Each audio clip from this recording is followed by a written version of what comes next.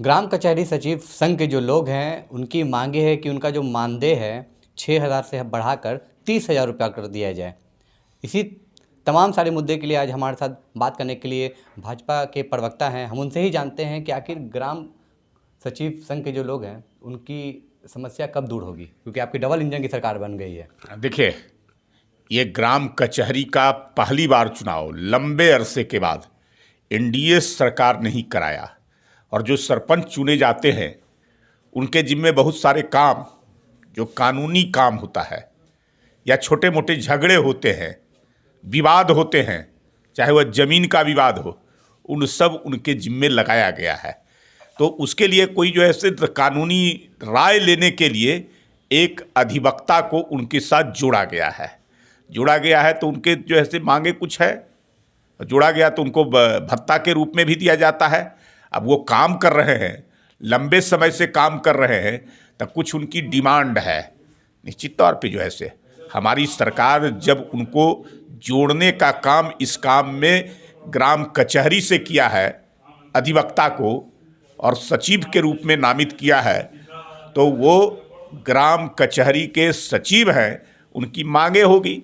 उन मांगों को गंभीरता से हमारी सरकार विचार किसी भी मांग को करती है। उनकी भी कुछ मांगे होगी, उसको अब सरकार हमारी डबल इंजन की सरकार बन गई है, काम करने वाली सरकार बन गई है और सबका ख्याल रखने वाली सरकार बन गई है। सबका जो है से कोई न कोई जो समस्या होता है उन समस्याओं का समाधान करने वाली सरकार है।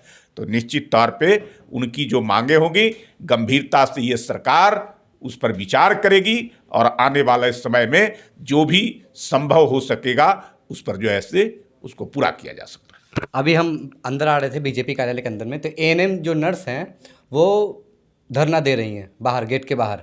क्या कहेंगे इस पे? आशा है, इसलिए कि आशा है एनडीए की सरकार से, भारतीय जनता पार्टी के ऊपर। पहले तो आशा ही नहीं था, इसलिए वो जो है से आज आ रही हैं और बीजेपी के पास आ रही हैं, बीजेपी कार्यालय के समक्ष आ रही हैं। उनको लगता है कि ये पूरा कर सकते हैं, तो निश्चित तौर पे जो है से उनकी भी जो मांगे होगी गंभीरता से विचार किया जाएगा। जो जायज मांगे होगी उन मांगों को पूरा किया जाएगा। हम लोग जो है से सबको जो है से किसी को छोड़ते नहीं है, हर लोगों की मांगों पर विचार करते हैं और जितना संभव हो सकता है कोशिश करते हैं कि उनकी जो जायज मांगे हों उन मांगों को पूरा किया जा सके।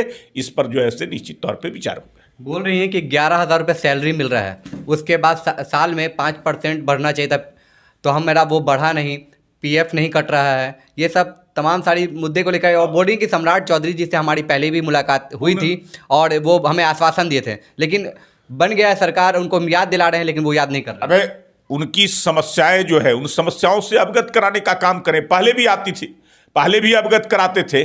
और हमारे जो उप मुख्यमंत्री हैं सम्राट चौधरी जी, स्वास्थ्य विभाग उनके जिम्मे है। अब वो जो ऐसे देखेंगे उस पर।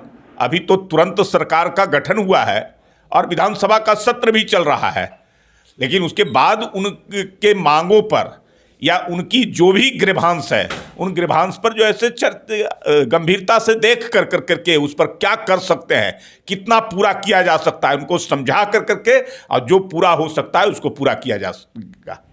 लास्ट सवाल हम आपसे करेंगे। फुलवाड़ी थाना पे से लेकर एम्स तक का जो रोड है एकदम जर्जर हालत पे है, क्योंकि जहाँ तहाँ नाला जमा हुआ है, मट्टी है रोड पर, आए दिन वहाँ पे एक्सीडेंट होता है, ना लाइट की व्यवस्था है ना कुछ है। लेकिन वहाँ पर जब भी देखिएगा तो किसी ना किसी की दुर्घटना से मौत हो जा रही है ट्रक से चिपाकर।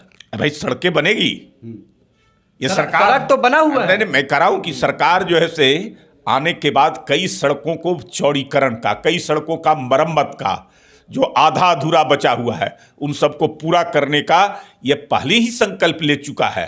निश्चित तौर पे पहले की जो सरकारें थी उस पर काम नहीं होता था। पथ निर्माण मंत्री कौन थे, किनके जिम्मे था? उनको कोई मतलब नहीं था समस्या से, कौन सी सड़क टूटी हुई है, कौन सी जर्जर है, किस पर जो है से कितना लोड है ट्रैफिक का, ये कोई चिंता नहीं था। केवल सत्ता का सुख भोगना और बड़े बड़े वायदे करना, बड़े बड़े सब्जबाग दिखाना और सारा श्रेय जो है से क्रेडिट अपने ऊपर लेना।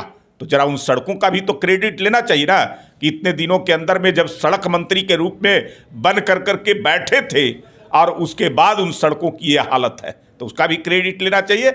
मेरी सरकार में सड़कों का निर्माण कोई जो है से बचा हुआ है, कोई अधूरा है या जर्जर स्थिति है, उस पर जो है से लोगों को परेशानी होती है आवागमन में, उन सब को ठीक किया जाएगा।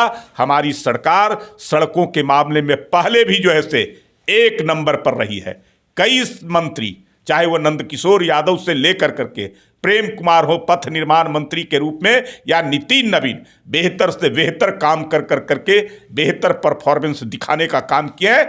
आगे भी जो है से निश्चित तौर पे हमारी सरकार उन पथ विभाग के जो मंत्री हैं वो उस काम को पूरा करेंगे, आगे बढ़ाएंगे, और जो उन लोगों ने दुर्दशा उतारा है उस सबको ठीक करने का काम करेंगे। एम्स के अंदर हम गए थे और मैंने देखा वहाँ का जो टॉयलेट का जो व्यवस्था था काफ़ी एकदम ख़त्म था, क्योंकि जो जिस पे बैठते हैं सेप्टिक पे वो टूटा हुआ था।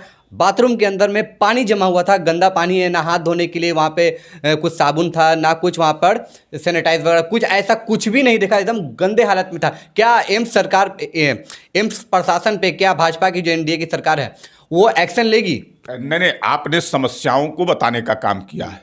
एम्स भारत सरकार की संस्थान है और उसके कमिटी भी बने हुए हैं, वहाँ देखने के लिए प्रशासक भी है। तो उन सब चीज़ों को जो है से उनको अगर जानकारी नहीं होगा, आपने बताया है, तो इस बात का उनको संज्ञान में ला करके उनको जानकारी दी जाएगी और उन सब व्यवस्थाओं को ठीक किया जाएगा। जहाँ पब्लिक का आना जाना होता है, आम लोगों से वास्ता जिन जगहों पर रहता है, उनके पब्लिक जो है के लिए जो है से जो अन्य चीज़ें होती है पब्लिक यूटिलिटी का, वो आवश्यक होना चाहिए। उन सब चीज़ों को ठीक किया जाना चाहिए ताकि उनको, पब्लिक को, जनता को कोई परेशानी ना हो। जाने वाले मरीज या मरीज के साथ जाने वाले जो उनके अटेंडेंट होते हैं, उनकी सुविधाओं का ख्याल रखना चाहिए। इस बात का जो है से हम लोग उनको अवगत कराएंगे।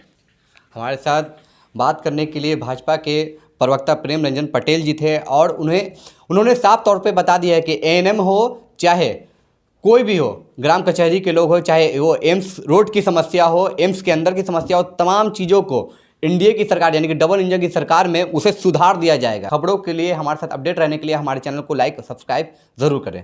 जय हिंद।